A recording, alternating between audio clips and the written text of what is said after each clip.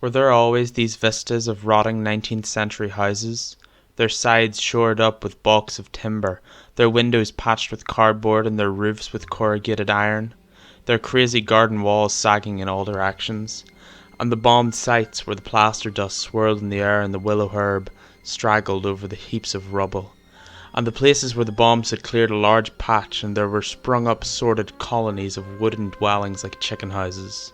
But it was no use. He could not remember. Nothing remained of his childhood except a series of bright lit tableaux occurring against no background and mostly unintelligible. George Orwell, 1984. This passage describes the ruined city of London in the famous dystopian science fiction novel. The passage can also relate to the landscape and architecture of Arkham City in Rocksteady's 2011 instant classic of the superhero game subgenre. This is because, among many inspirations, the game clearly pays homage to the novel with the oppressive atmospheres and crushing propaganda. And so here we are, a year on since I last covered the Arkham franchise, ready to return to its novel game design and art direction with the sequel game and widely regarded as the greatest of the saga, Batman Arkham City.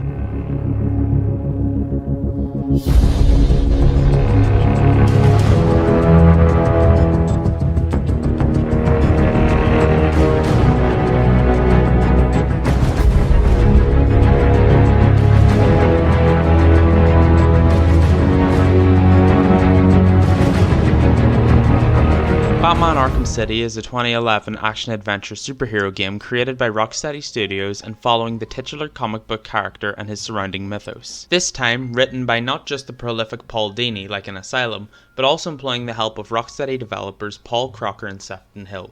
Crocker known for his work on Halo Infinite as narrative director, and Hill known for co-founding Rocksteady Studios. Development for the game can be traced as early as the mid-development of the previous game Batman Arkham Asylum, as evidenced by the hidden Arkham City room in Warden Sharp's office, displaying early concept art and diegetic blueprints of the city. This Easter egg was actually so well hidden that nobody was able to find it until the release of Arkham City, when Rocksteady themselves came out and revealed its location. Rocksteady decided against the inclusion of the Batmobile in the new game, due to the janky and shattered streets of Arkham City, making it nigh impossible to be able to drive through the city. A clear design philosophy when creating the game was taking the already dark and oppressive atmosphere of Asylum and cranking the dial to 11, with the late voice actor for Batman, Kevin Conroy, quoted as saying the game was really dark, and it involves a lot of the villains and it goes to that area. It's that dark. Outside of the actual plot being significantly darker in tone, it's clear here that from an artistic standpoint, the colour palette as well is significantly darker than the previous game. The combat moves and gadgets were also improved and added upon in the game, with the developers choosing to have Batman have access to all his previous gadgets unlocked from Arkham Asylum, so that he is ready for old scenarios but unprepared for the new ones. This gives the game a feeling of unpredictability, while also not stripping back Batman for no reason. The biggest change to Batman's arsenal from the two games is detective mode. Rocksteady claimed it was too useful in Arkham Asylum, with the player using it as a crutch for a significant portion of the game, something I can personally attest to. To counter this, they removed features like being able to see doors and other navigational features highlighted while in detective vision. Another way in which Rocksteady aimed to enrich the gameplay experience of Arkham City was expanding the map by 5 times compared to that of Asylum. While conceptually designed as an open-world map, this was decided against by the developers as they believed it would inhibit the environment they wanted to create. Along with this, Rocksteady initially toyed with the idea of including a multiplayer mode to the game, but chose not to implement it for risk of the game becoming bloated and subpar. This feature would later be picked up by the WB Montreal developed game Batman Arkham Origins. The game released alongside 2 albums of soundtrack, one of which being the official soundtrack as shown in the game, with a completely original score composed by Nick Arundel and Ron Fish of the original Asylum soundtrack, enhancing their previous work and outdoing it just like every other facet of this game's production. The second album to be released, titled Arkham City The Album, was a marketing move that combined the efforts of many major artists at the time, such as Panic at the Disco, Serge Tankian of System of a Down, Crosses, Daughtry and the Ravenettes, all creating songs inspired by the game for the release. The song Mercenary by Panic at the Disco even includes an in-game monologue of Hugo Strange's in the song. Along with the album, the game used a myriad of guerrilla marketing techniques to appeal to a wide range of players and break away from the stereotypical nerdy crowd they had attracted with Asylum. Part of this marketing campaign took form as what is known as the Black and White campaign, a series of promotional images portraying the major antagonists and protagonists of the game in the titular colours with the exception of a certain feature on each.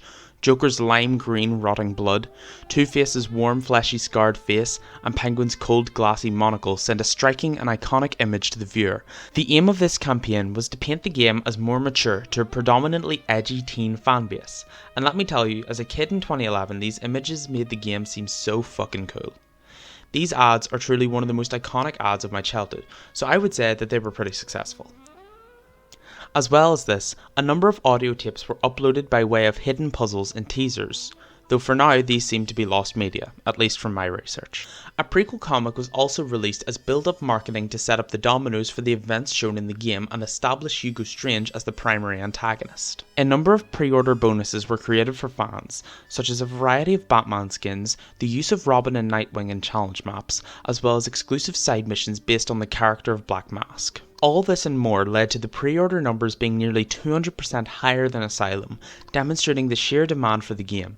Along with the pre-order bonuses, like Asylum, a collector's edition was also made available, including a premium statue of the Dark Knight, CDs of the Arkham City soundtrack and the album, an exclusive art book, the Gotham Knight animated movie, downloads for the Iceberg Lounge challenge map, 6 in-game skins, and a copy of the game on the platform of your choice. Finally, the DLC mission Harley Quinn's Revenge was released, and follows Robin investigating the disappearance of Batman after he goes after a mourning Harley Quinn. The game received thunderous support on the 18th and 19th of October 2011 when it released.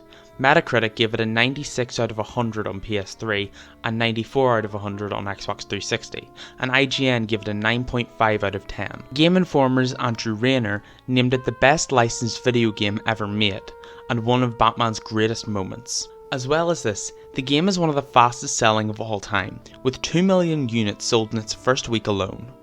In the UK, the game dethroned the eternal god of game releases FIFA as the highest sold game at the time and became the biggest UK launch in history for Warner Bros.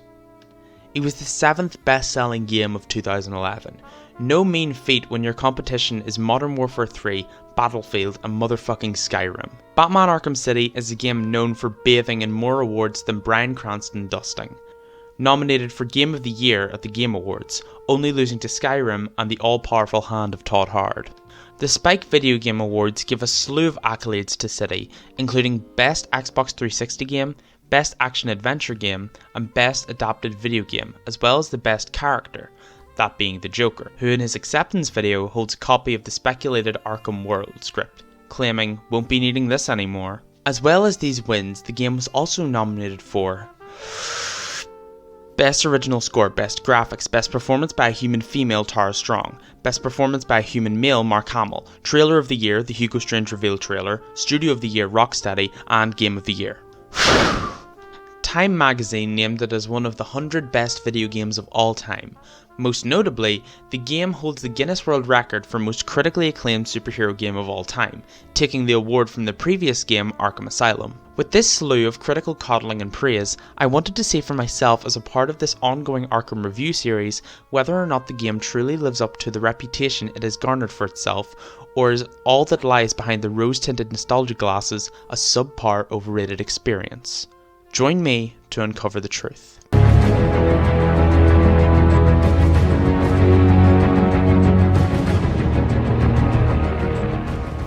The game begins with the portrait of the Bible story Cain and Abel, the duality of man.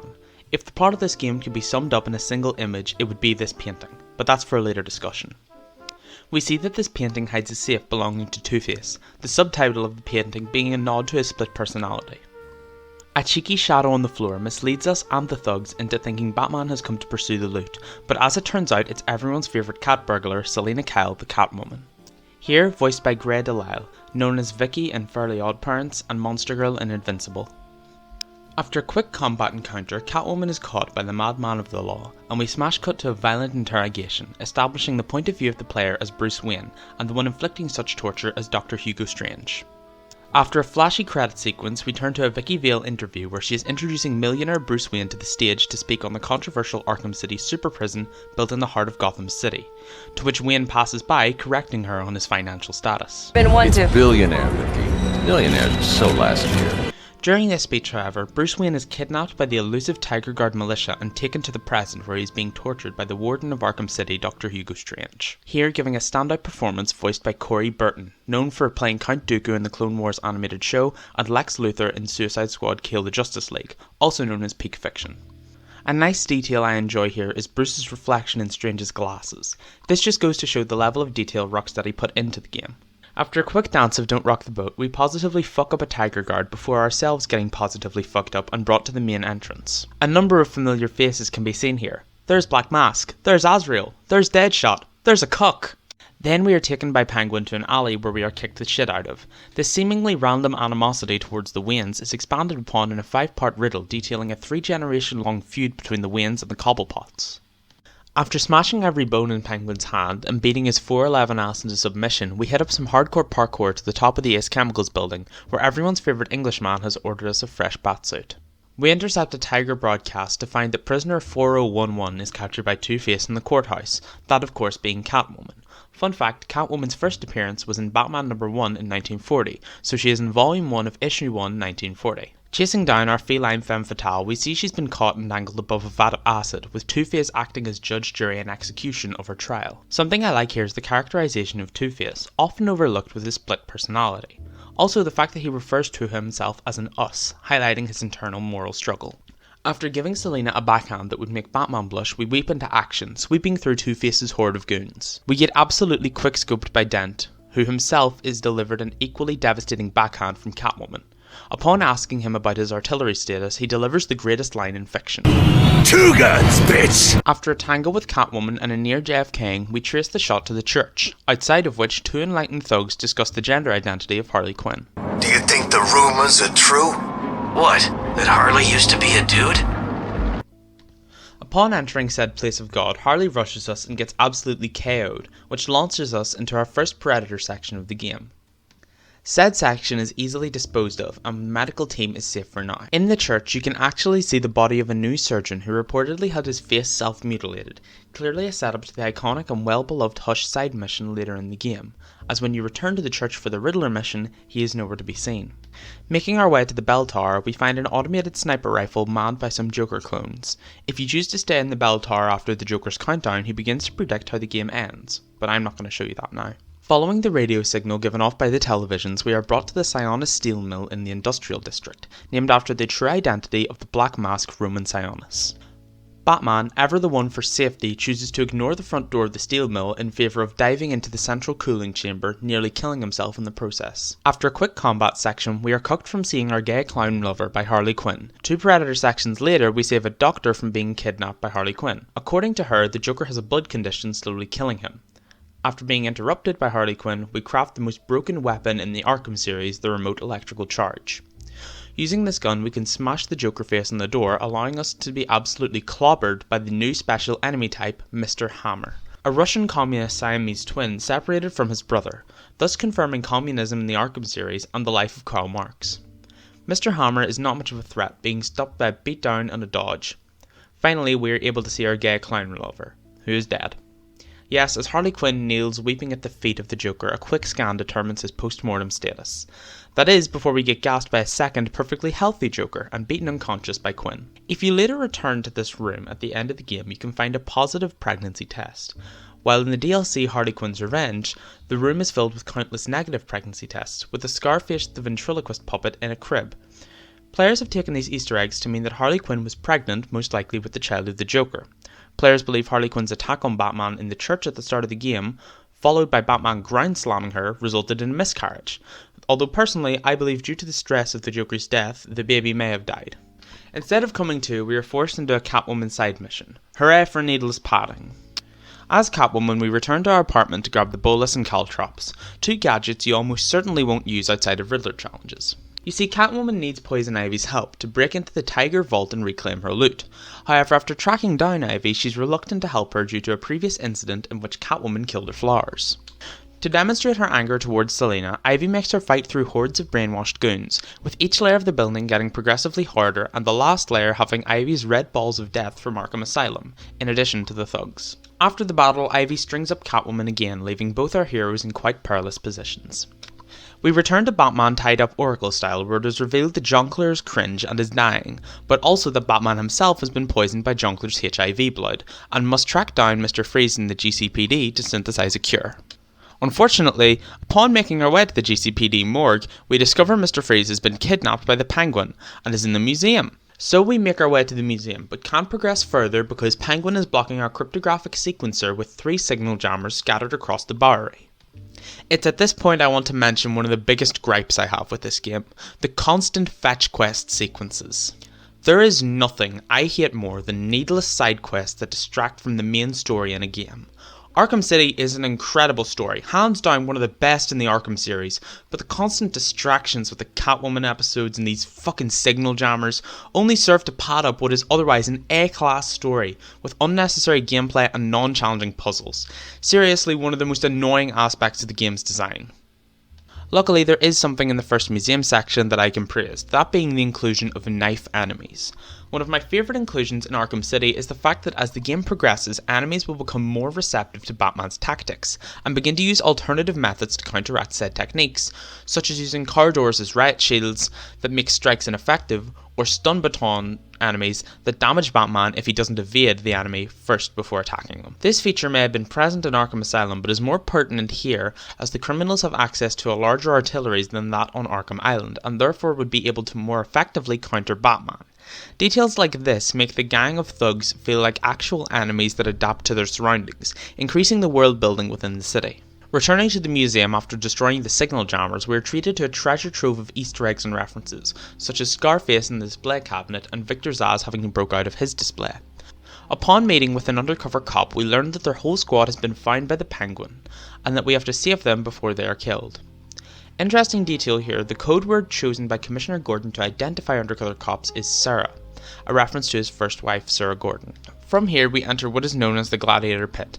As explained by Penguin, this is an arena in which potential gang members of his fight to the death for the opportunity to join his crew. We enter this Gladiator Pit and must fight over 20 thugs to proceed. The first truly challenging combat section of the game so far. This encounter also sees the return of the Titan Thug from Arkham Asylum, now defeated by stunning them 3 times to perform what is known as a super stun. Here we also get a good look at the design of the Penguin, definitely an all-time favourite of mine, from the broken glass bottle monocle to his voice box in his throat, no doubt from copious cigar usage. After defeating the thugs in the Gladiator Pit, we can make our way to the Frozen Lake, a room in the museum Penguin had hollowed out and filled with water, inside which resides classic Batman villain Tiny the Shark. Fun fact, if you die to Tiny the Shark and have hints enabled, it will tell you to use the Bat Shark Repellent to fight him. Initially, Rocksteady actually wanted to have Bat Shark Repellent in the game, and used against Tiny in this section, but ultimately decided against it, citing that it wouldn't fit with the game's tone. Here, we learn that Penguin has taken Mr. Freeze's ice gun and has used it to freeze over the lake. This means we must tread lightly for risk of falling in and becoming Tiny's lunch. This is a sequence that reminds me of the Killer Croc boss in Asylum. After saving the 3 frozen cops while avoiding the ice shattering, we can save Freeze, who has been locked in an ironically summer-themed display case and without his life support suit. We see here that Penguin has display cases for Riddler, Harley Quinn and the Joker, showing his intent to kidnap them too for his own personal collection. Before we can save Victor from Olaf's wet dream, we get introduced to the second of the communist twins, Mr. Sickle. He is defeated the same way as his clownish counterpart. After some mild threats of life, we are told by Freeze that the only way he can help is if we recover his life support suit from the war room, currently guarded in a Predator section by Penguin's thugs. These average Joes are easily disposed of, however, and with a bit of petty theft, we have upgraded our disruptor to be able to override Freeze's technology. Finally, we can make our way to the final destination of the museum, the Iceberg Lounge, in which Penguin has placed himself in the centre of the room. Getting close to the average 5'10" Englishman causes him to spray his load all over us, but we can easily disrupt his frosty firearm with our new upgrade and a clean uppercut. Now you might be thinking, wow, that was quite the underwhelming boss fight. This game is dog shit. However, that is where you would be wrong, as the titular iceberg of the lounge explodes to reveal a hidden chamber, storing one of Batman's greatest foes, Solomon Grundy, an undead zombie with the strength of 100 men. This cadaver supposedly came with the place according to the Penguin. Imagine the realtor of the Iceberg Lounge trying to get him to buy it. Ah yes, very spacious area with a fucking 9-foot tall killer zombie who can't die. The main mechanic of the boss fight is this: Grundy can regenerate health. You would think a boss with infinitely regenerating health would be impossible to beat. The stipulation to this power, however, is the fact that Grundy only has infinite health so long as he has access to electricity via these neat little electricity points. They can be destroyed using the quickfire explosive gel. Once you blow up all 3 electricity points and give him the old one too, Penguin kicks him into overdrive, which makes him go shirtless and exposes his ribcage, revealing his sickly heart. A fact that we take advantage of upon destroying his electricity points again, fully ripping out his heart of his chest and crushing it in our hands. Overall, the boss fight is really fun and a good introduction to boss fights in the game, similar to Bane in Arkham Asylum. 7.5 out of 10. Penguin believes he has us distracted and tries to blast us with an RPG, but is quickly thwarted by the Hammer of Justice, which, fun fact, is unisex. Out of the sub-level, Freeze chooses to take some ironic justice on the Englishman, throwing him into a similar display case before revealing to Batman that a synthesized cure for Joker AIDS is impossible without a fast-acting renewable enzyme to keep it stable.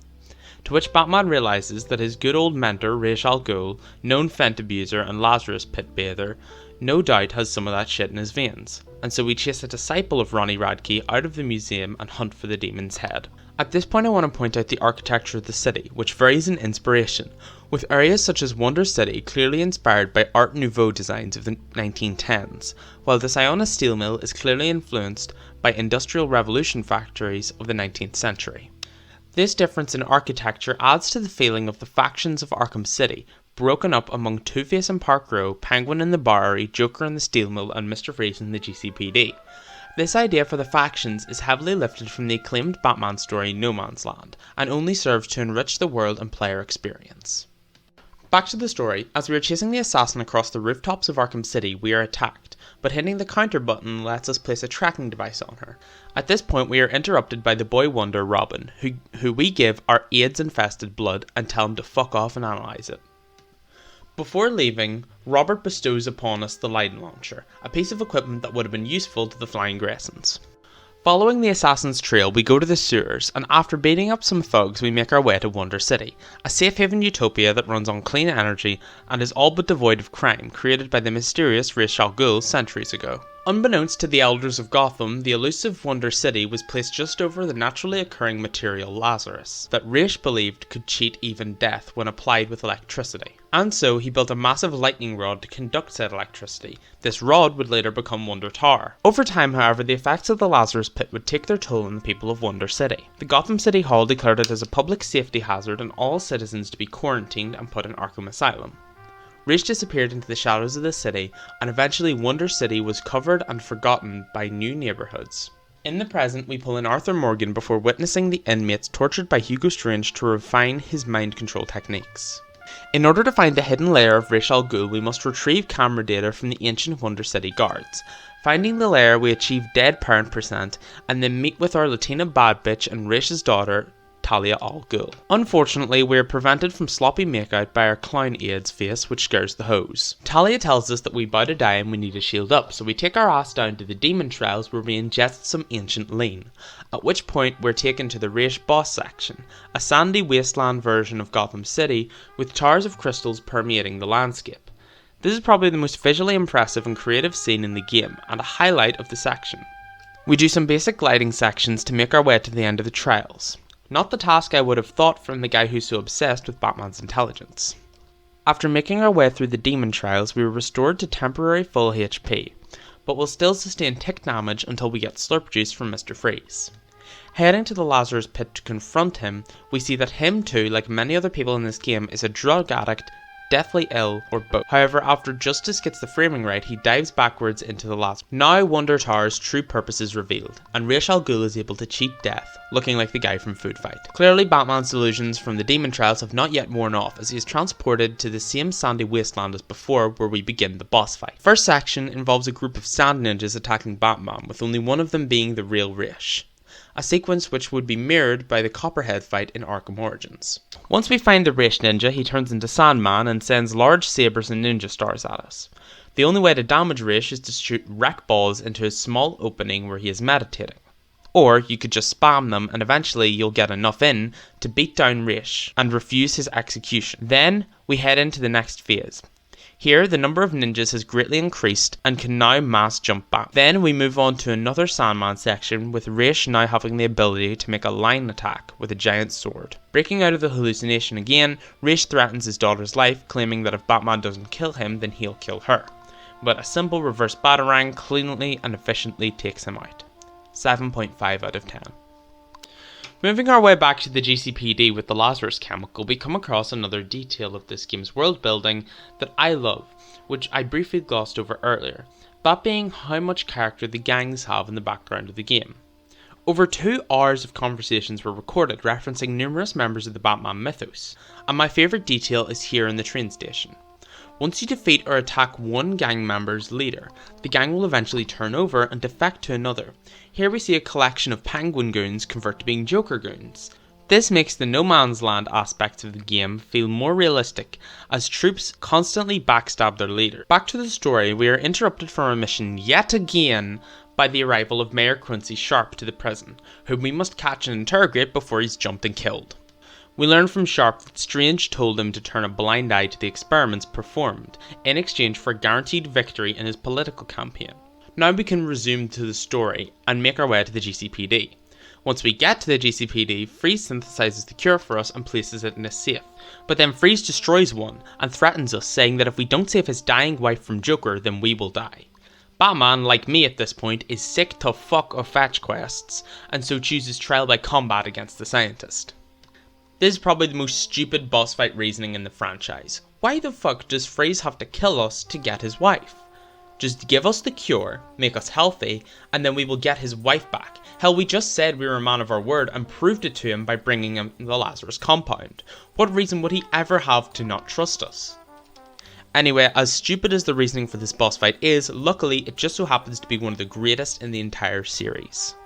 What makes this boss fight different is that it's a Predator section disguised as a boss fight, having to attack Freeze through a myriad of sneaky takedowns or risk death, all while he tracks your location through the morgue using heat signatures, meaning you can't stay in one location for too long or he'll find and kill you. The interesting gimmick here is that once you use an attack, you cannot use it again, as Freeze will adapt to your moves, making him a truly intelligent and formidable foe. The methods of taking down Freeze get incredibly creative once you've exhausted the classic silent takedown and vent takedowns, such as using a magnet to pull him to the wall or electrocuting him in a puddle. These are all creative solutions that feel like the Batman himself has strategized against one of his foes with a formidable intelligence. 10 out of 10 boss fight. Once Mr. Freeze has been defeated, we go to reclaim our bounty in the safe to find it's been nicked by Harley Quinn and no doubt used to cure the Joker. Freeze tells us it was the only 2 cures he could manage. Another sickly man leaves us with disappointment. Freeze, in an attempt to make amends with Batman, provides him with the other most powerful gadget in the game, the Freeze Grenade. Just as I was praising the game for being slightly self-aware about needless fetch quests, they go and stab me in the back again.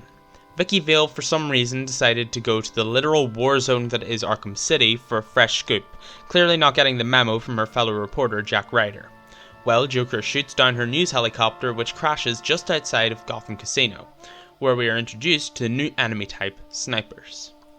We can see their sniper line, which makes them incredibly easy to find and take out via silent takedowns. Now, after we save the intrepid reporter, we can return to the mission at hand. Not dying. After a simple Predator encounter, we have to backwards traverse our way through the steel mill, passing through waves of combat encounters to get to the same room Joker infused us with his AIDS blood earlier. Now we reach the Ghost Train boss battle. If the Asylum boss fight was a can of Pringles and a latex glove, then this is a GTA prostitute's vagina. A constant onslaught of enemies attacks while fighting the Clown Prince of Crime himself, all while avoiding the wrath of the titular Ghost Train. A constant high-stakes task where the slightest misstep could send you back to the beginning. It feels like if the Double Trouble section, right before the final fight in Asylum, was mixed with the fight itself, providing a challenging and enjoyable fight that never feels too unfair while remaining challenging. 9 out of 10 boss fight. Once we deliver the killing blow to the Jonkler, the building begins to collapse. In our moment of weakness, trapped under building rubble and Joker straddling us about to kill, our dearest Latina bad bitch returns to us with a proposition for the Harlequin of hate, that of boundless immortality. With a swift kick to the head, we are rendered unconscious, and Talia takes the Germain to the Lazarus pit. Another Catwoman side mission. The mission opens up where the last one left off, Selina hanging upside down trying to justify her actions to Ivy. Luckily for the cat burglar, Ivy's last important plant is in Hugo Strange's vault, the very same place Catwoman needs access to for her jewels. Entering the sewers, we can see Ivy has politely carved out a neat path for us to get to the vault. The vault itself requires 3 keycards to enter, which are easily obtainable via pickpocketing some unaware tiger guards with the ceiling takedowns Catwoman performs. Once inside the vault, upon trying to take Ivy's orchid, Selina will smash it and claiming she won't be tied up in Ivy's plants. Fuck. Taking the briefcases, we are presented with one of 2 options. 1. Leave Arkham City with our new boundless loot and live a life of luxury. Or 2. Go help Batman, currently trapped under rubble in the steel mill. Interestingly enough, you can actually choose to leave, causing the bad ending, where Oracle calls out for anyone able to help the Tiger-controlled Gotham. This ending is of course not canon, and choosing it results in immediately running back to pick the correct decision, helping our fellow furry. Catwoman arrives at the scene of the ghost train destruction to help Batman out of the rubble. Here she brings up something known as Protocol 10. See, something I've been hiding from you the duration of this video is what exactly Protocol 10 is. Strange has been announcing over the loudspeaker counting down the time to the famed protocol.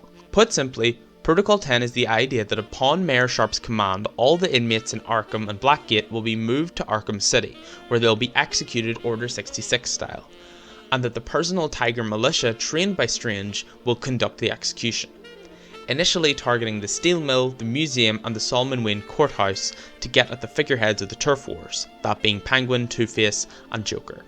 This proposed protocol was what Strange saw as his gift to Gotham, and in his eyes what made him its saviour. Batman wants to track Talia before Joker can kill her, but Alfred and Oracle insist that stopping the inevitable lives lost in Protocol 10 is far more important and must take precedent. Batman reluctantly agrees, but needs the master control key to access Wonder Tower, which can be found on one of the choppers. After finding said control key, we return to the holding facility where the game started. In the holding facility, Strange delivers a monologue, citing the all-too-common argument that Batman is the source of his own villains, and that Strange will be the one to save Gotham and take his rightful place at his master's side, whoever that is. Before leaving the holding facility, following a combat encounter, we can take a look inside one of the interrogation rooms, to which we see a guard eerily similar to that in the famous Arkham City trailer, who was experimented on by Hugo Strange to reveal information about Batman. We make our way through the sewers, following the same path as before to reach Wonder City. However, this time instead of heading to the Demon Trials, we take the central elevator up with the password Obsessions to reach the top of Wonder Tower. The elevator then stalls and we are forced to traverse our way up the lightning rod to the summit, where we encounter the most difficult predator section of the game, with the Tiger Guard strategically placed around the tower to where almost every corner is in their line of sight. The player must play extremely carefully and navigate the tower with care so not to alert said guards, as even if you have the maximum bullet armor by this point in the game, one wrong step and they will light you up like a Christmas tree. Beating the Predator section, we go to confront Strange, and with the password Gotham Savior, we enter his personal chamber. Strange declares he has saved Gotham, and we declare that his bald head looks like a target, giving him the swift beatdown he's been deserving all game. After another self-indulgent monologue, Strange literally gets stabbed in the back by the one running it all. To no one's surprise, it's Ra's al Ghul. Yes, as it turns out, Protocol 10 was never about finally defeating crime in Gotham and crowning Strange as her saviour. It was always about the cleansing of the impure from the new utopia promised by Ra's and the League of Shadows. With his final breath, Professor Hugo Strange activates Protocol 11, password Wayne, and like all good evil supervillains before him, self-destructs, causing the only survivors of the Wonder Tower massacre, being Batman and Ra's, to go tumbling through the air to certain doom. Seeing that his plan is well and truly over, Ra's takes his signature sabre to his chest and impales himself upon the spokes of his own creation. Once we land from the explosion of Wonder Tower, Joker takes the time out of his day to remind us who the real villain of this game is, showing us that he has Talia kidnapped and is prepared to kill her if Batman does not come to the Monarch Theatre, the very site of his parents' murder. Once we take out the snipers guarding the theatre, we can enter. A witty back and forth leads Joker to let his guard down, allowing Talia the perfect opportunity to stab Joker in the back, ending his reign of terror on Gotham for good. Here's an interesting detail. After the freeze fight, inside the safe there's a Joker card, and a photocopied version of the card. with the message written "See you soon," showing that we will soon see a copy of the Joker, that being in the Ghost Train fight. This is compounded when we actually see Joker in the Ghost Train fight, where he is without bones when detective mode is activated. In the theatre itself, there is a final clue showing that Joker is not who he seems as the movie The Terror is playing. Outside the theatre, we can see a poster saying that Basil Karlo stars in said film. Basil Karlo, of course, being the true identity of Clayface. This is how the game shows us that since Joker supposedly stole the cure, he has been replaced by Clayface. So if the healthy Joker is Clayface, then who just got stabbed? The final fake out of the story. Joker has been leading a double life with his accomplice in an attempt to fool Batman and trick him into giving the key to immortality. With Talia executed by hand of the real Joker, who now looks more like a moon-scorched Caligura than anything, Carlo reveals why he signed up with the Mad Jester. Like every actor, he needed a job. This takes us into the final boss of the game, Clayface, in the Monarch Theatre. Seeing as Clayface is made of malleable clay, simple punches won't damage him, so using technology kindly borrowed from our good friend Freeze, we can damage him. Clayface will use a range of attacks to try and stop us, such as swinging a giant clay axe at us, or spinning around to shower us in his clay.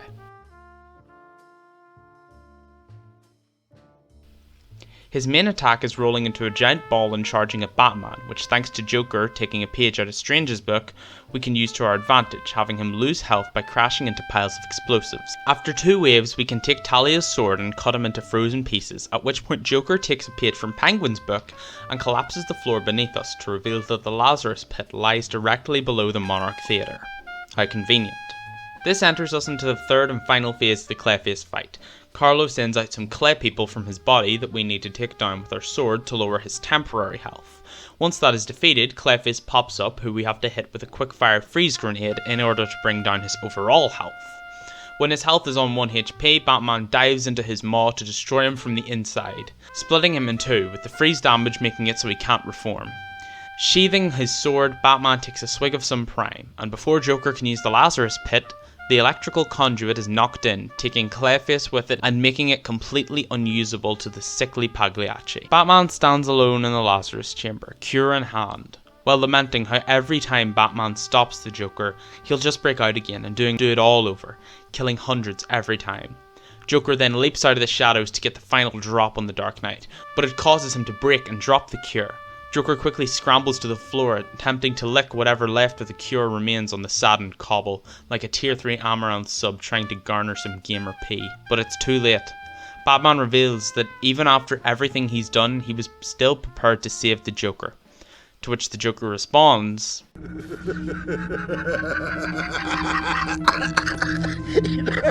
That actually is pretty funny. With the final breath, he succumbs to his clown aids and pulls a Walter White. Batman carries him out of the theatre and Arkham City untouched, in a shot mirroring the start of the game with the Cain and Abel painting.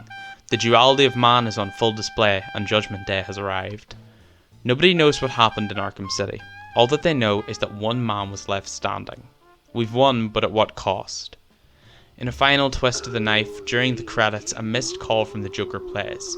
Throughout the game, Joker has left Batman voicemails on his progress throughout the story, and in his final message, Joker sings Only You by the Platters, clearly showing how he and Batman could truly understand each other. If Arkham City is a game about Batman's interpersonal relationships, then this closing statement emphasizes the most important of them all, the Bat and the Clown, mortal enemies, closest friends.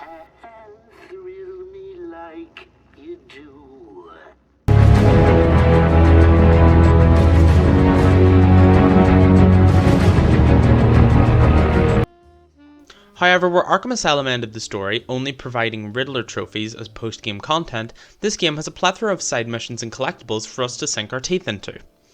Firstly, when playing the Catwoman DLC or on the Return to Arkham version of the game, upon finishing, we are put into Catwoman's perspective to finish her side mission.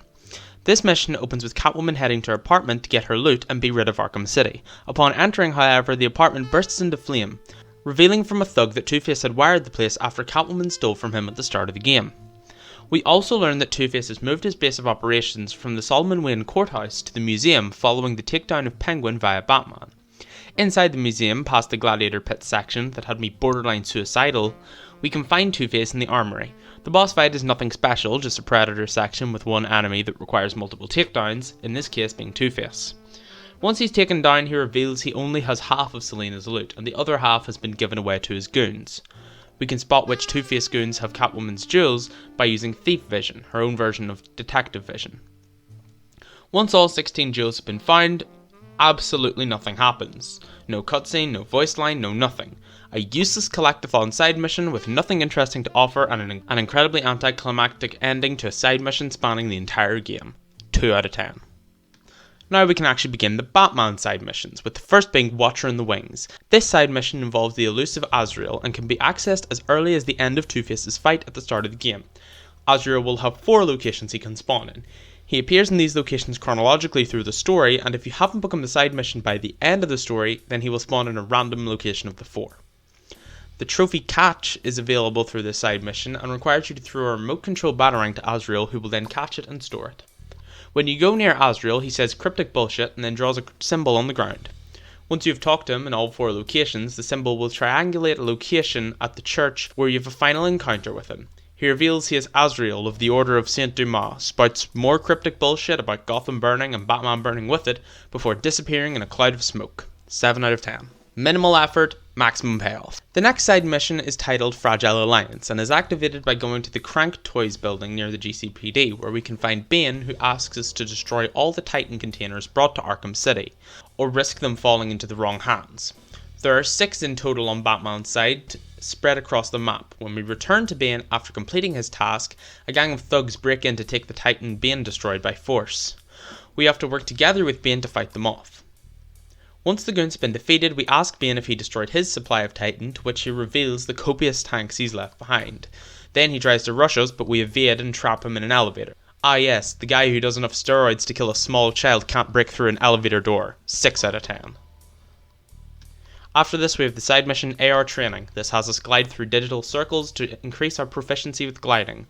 Our reward for this is the Grapnel Boost upgrade. This allows us to go from grapple to glide by double tapping the X button, which makes traversal around the city infinitely easier. No challenge, pretty mid rewards, 5 out of 10. The next mission is Shot in the Dark, starring Deadshot. Here we have one of my favourite aspects of the game's writing, the art of the fake out. For this side mission, you have to go answer an SOS signal from a political prisoner who tells you someone's been trying to kill him. He begins talking about how he was working on Wonder Tower, but is shot down mid-sentence. Setting up a crime scene can reveal Deadshot's location, where we find a bullet case, confirming his identity. The next victim's body is found on the bridge, with Deadshot having shot through the water tank to make his shot. Tracking the bullet's trajectory, we can find a tripod left behind, which contains trace element of a rust-like substance from a paint used 20 years ago. Using this trace and the plastic traces from the third victim, we can find where Deadshot kept his weapons, inside a power substation. Tracking down the correct substation reveals the sniper's loot. Fun fact, there's a literal lightsaber in here for some reason. We also find a PDA with a list of targets on it. The next target on the list is Jack Ryder, whom we saw at the start of the game, along with Deadshot. From finding the PDA, we have 2 minutes to track down and save Ryder before Deadshot can execute him. This takes us to the boss fight, which honestly is a stretch to be even called that. All we have to do is sneak underneath the assassin and use a vent takedown to take him out. We trap Deadshot inside a train carriage for safe storage until the authorities can rid the city. Overall, an enjoyable mystery that I wish kept the sniper secret until the end of the mission, rather than spoil him on the first victim. I love the fake out approach and the use of the crime scene scanner, but I dislike the easy takedown in the boss fight and the length of time between each victim if not started earlier in the game. Overall, 7 out of 10. Next we have Identity Theft. This mission begins with an unidentified murder victim appearing on the streets of Arkham City. Now normally this is nothing out of the ordinary, but what's peculiar about this particular cadaver is that the victim's face has been removed. When we arrive at the crime scene, we can scan the area to identify a cause of death. The victim seemed to have bled profusely, meaning the blood most likely got in the killer. By filtering for blood particles, we can track the last person to see the victim alive, that being a political prisoner who claims the killer looked like Bruce Wayne. But how can this be if we are Mr. Wayne? The second victim is found and scanned. The victim's vocal cords were paralysed and face removed, meaning the attacks were premeditated. A scalpel is also found at the crime scene, hinting that the killer may be of medical occupation if that wasn't already obvious, by the levels of precision. As well as this, the scalpel had fingerprints on it belonging to Bruce Wayne, but again, how could this possibly be? The third victim, found near the Ace Chemicals building, is scanned to reveal the same MO of the other bodies, and a blotch of bleach, which we can trace back to another criminal who claims Bruce Wayne told him to clean the body with bleach, and reveals his location next to the Solomon Wayne courthouse. Inside the hideout, we see newspaper clippings detailing the identity theft killer. A surgeon table with hospital-grade equipment and a lone tape deck reveals that the identity theft killer is none other than Dr. Thomas Elliot, or better known as Hush.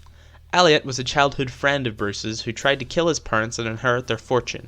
Elliot blamed Wayne and vowed to take revenge upon him. All of a sudden, a gate slams behind Batman as Hush himself is revealed, slowly unwrapping the bandages on his face to find the Frankenstein face of Bruce Wayne, made up of parts of his many victims and a voice cadence matching that of Wayne. And with a final glance, Hush walks away. He wins, and Batman is powerless to do anything about it, to go on and commit crimes in the name of Bruce Wayne. A perfect story, wrapped up concisely with an epic set piece and stunning ending. 10 out of 10. Perfect side mission. Next up, we have Remote Hideaway, a simple side mission involving heading back to the Iceberg Lounge to meet up with the undercover cops and upgrade our disruptor to take out mines. Nothing more, nothing less. 5 out of 10. Speaking of this game and its fake outs, here's one that really got me good. After saving Vicky Vale following the freeze fight, we get a tease of the Mad Hatter, and then are told Alfred has found a secure. Gadzooks! Great job, Alfred!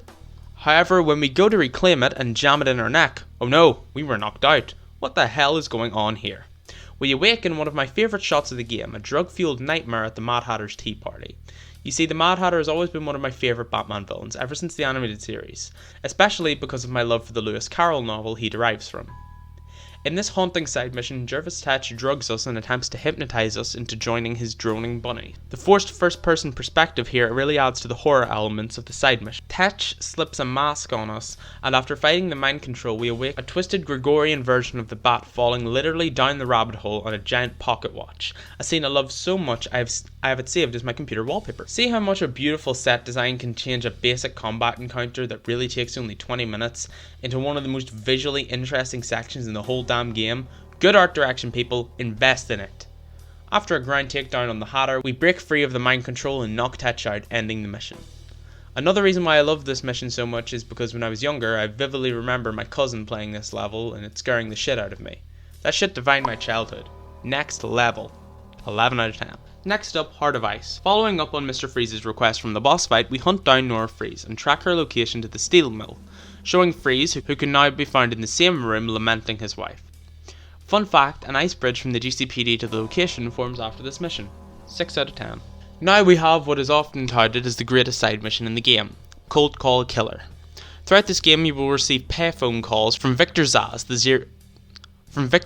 the serial killer, who will challenge you to find another ringing phone or he will kill his hostage.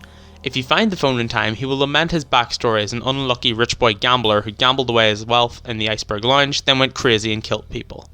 Do this enough times and you'll find Zaz's location and be able to stop him, locking him up and denying him his killer mark. Overall, an overhyped audiobook of a wiki entry with a neat concept. 7.5 out of 10. Penultimately, we have acts of violence. Randomly through your gameplay, you'll find political prisoners being mugged by goons. Stop them to progress. That's the side mission. My only gripe with it is that it's completely random when they can show up, meaning this was the last mission I finished before the big one. It takes too long for no reason. 4 out of 10. Finally, the one you were all expecting, the Enigma Conundrum. 440 fucking Riddler trophies. Nearly double that of Asylum. For the sake of brevity, I'll be going over the hostage sections and one riddle only. Okay? Okay. Riddler has kidnapped the medical team from the church. The first hostage is located in the courthouse and requires no Riddler trophies to begin. Not the typical Riddler challenge, an easy combat section is all it takes to save the medical staff. Said staff relays some radio coordinates given to him by Enigma. Inputting them into the cryptographic sequencer allows us to solve a riddle with the answer secret. This reveals the second Riddler hostage in the Black Canary Lounge, inside of which we must traverse a game of Fall Guys Tiptoe to save the hostage. Hostage gives coordinates. Coordinates tell us we're too stupid and need 80 riddles to access the third hostage. Once you have said 80 riddles, it is revealed he is in a building just outside of Amusement Mile. The hostage is trapped on a gurney, and we have to play a deadly version of 3-card Monty to get him back safely. Easily solved by detective vision, because otherwise Riddler will cheat and move the hostage. Coordinates, need 160 trophies, location revealed to be outside Joker's Funland. Hostage number 4, surrounded by spinning blades which are easily traversed by line launchers. More coordinates, need 240 trophies for Hostage 5. Location revealed to be not far from 4 within the industrial district. The hostage once again requires a deadly game of tiptoe with a twist straight out of the collection. Hostage, coordinates, 320 trophies. The location is revealed to be just outside of Ivy's hideout. The 6th and final hostage is suspended on a floating platform ultimately got to by the line launcher. Hostage this time doesn't give coordinates, but instead we need 440 trophies to triangulate Riddler's hideout and end him once and for all. After collecting all 400 plus the 40 Catwoman Riddlers because I'm built different, we find Riddler's hideout to be a previously locked door in the Bowery. Inside, the remainder of the medical staff have been fitted with shiny new shotgun collars that are synced to their movement on a continuous trap, making them one giant motion detector. If they stop moving, they will die. Carefully navigating our way through the medical staff, we grab Riddler by his greasy ankles and beat the absolute shit out of him for wasting so many hours of our lives, tying him to his own personal perpetual motion machine and letting him run. Sorry if that all seemed repetitive, but truly that is how this side mission is when you strip away the trophies for progress. Overall fun challenges, nowhere near worth the time investment. 7 out of 10. Now if you'll recall, I wanted to mention one riddle, that being my favourite. This riddle would be, if you're scared, don't be afraid to crow about it. The solution to this conundrum is obviously the mask of the Scarecrow from Arkham Asylum, affirming the ending screen with Scarecrow surviving to be canon. Now why is this my favourite riddle? Well, it perfectly sums up a collection of small details in the game that hint at the return of Scarecrow, acted upon in the sequel game Arkham Knight. The most well-known of these Easter eggs obviously being the Scarecrow barge just outside of the industrial district. The password City of Fear grants us access to a forced first-person perspective in a boat, with cockroaches swarming the insides. Under a spotlight lies a single Joker goon, whom when zoomed in on, lets out a final blood-curdling scream before dying. A test subject of Jonathan Crane. The second detail here is 3 radio broadcasts, unmarked on the cryptographic sequencer, the first of which, found at 700-500, a string of seemingly meaningless numbers that when matched to their corresponding letter in the alphabet reveals the message, I will return Batman. The second radio signal at 500-900 is found by corresponding each number to the letter in the alphabet and then shifting the letters up by 3. The decoded message is then, you will pay for what you have done to me. The final message is found at 200-500. Like the other two, match the alphabet to the numbers and then use the @bash cipher, which replaces a letter with its mirror opposite, so A equals Z and B equals Y. Then take that string of gibberish and plug it into a Visioneer cipher with the code word Scarecrow to find the final hidden message. Fear will tear Gotham to shreds. Another detail hinting at the return of Scarecrow is that cans of fear toxin can be spotted in the 3-card Monty hostage Riddler room and the Hush hideout, hinting that Scarecrow has been loaning out his new toxin to new and old villains to signify his grand return. Speaking of Batman's greatest villains, if you head to the Solomon Wayne courthouse basement after the Two-Face fight in the beginning of the game, you can find Julian Day, aka the Calendar Man, in the basement. Upon talking to him, he will reference the nearest holiday to your time of playing, indicating you to return to him when the holiday comes around. You can bypass this major time segment by changing the internal clock to the date of the holiday. New Year's Day, Valentine's Day, St. Patrick's Day, April Fool's Day, Mother's Day, Father's Day, Independence Day, St. Roach's Day, Labour Day, Halloween, Thanksgiving and Christmas Day, each of which providing a grisly story from Day detailing his criminal history. For the holidays that change dates depending on the year, like Thanksgiving and Labour Day, it is best to set the internal clock to when the holiday was at the time of 2011. Additionally, entering the date December 13th, 2004, the date of Rocksteady's formation, will cause Mr. Day to state the end of days is coming. I was there at your beginning, and I will be there at your end.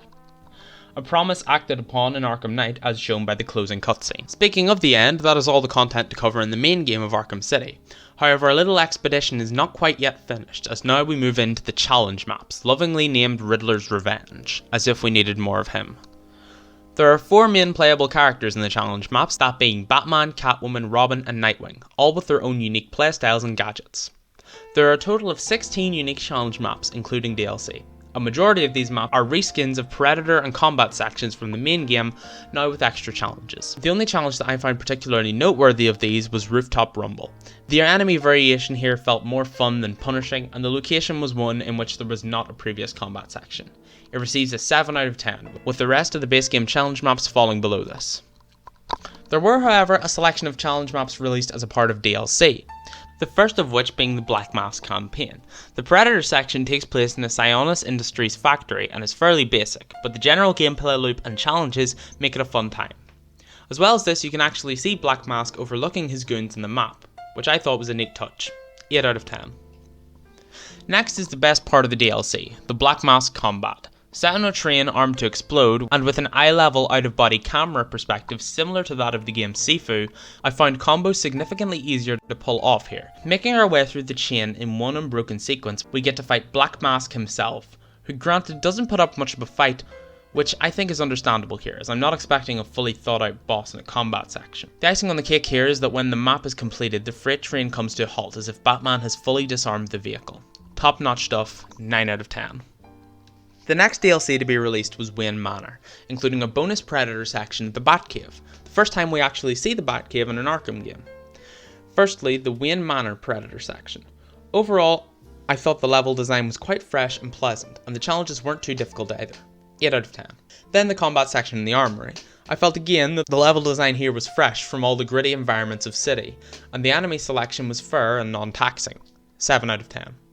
For the first time seeing the iconic hideout in the Arkham games, I would say Rocksteady did an amazing job bringing it to life. From details like the mechanical dinosaur to the spare wheels of the Batmobile, it is clear that Rocksteady had nothing but passion for this map. The Tiger Guards here are far more competent than the average goon, and really give up a challenge to me. 9 out of 10.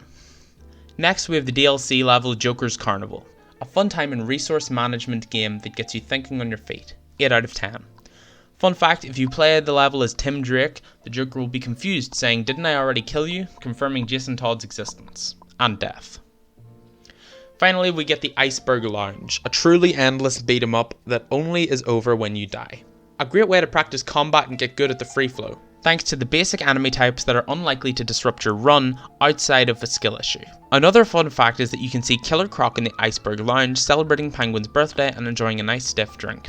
9 out of 10. Before I conclude, here's my official ratings of the Arkham City skins, in a neat tier list format.